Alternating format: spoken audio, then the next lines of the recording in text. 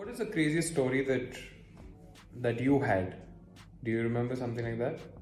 I had to actually smuggle a dissident from Iran, and I had to bring him to Turkey, where he was also facing a danger because the RGC followed him to Turkey, and they were active on the ground, and Turkey was not really a safe place.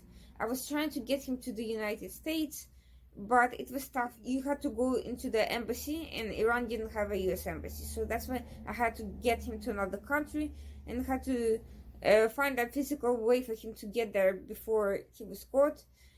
He was working on a documentary, and he had to bring that documentary with him as well. I eventually got in touch with the US officials in Turkey, and they also worked on a media campaign to raise his profile, to show that it was of value to give him a humanitarian parole. That's not the same as an asylum.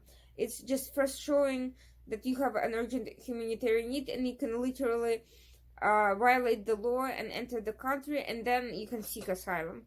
Typical refugees have to stay in Turkey for a very long time, and we had to urgently get him out of there because he was being targeted. One time I had to get funding from random sources here in the US in the middle of the night to smuggle him over the border to Turkey and to bribe so that he could bribe local officials for that. It was crazy. I don't know what I was thinking. What was the documentary about?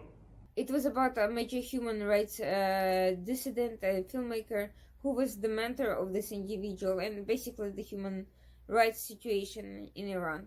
And what was the nationality of the filmmaker? He was Iranian. So he was making a film on his own country, and that's why he wanted it out of the world. Okay. Yeah, exactly. Okay.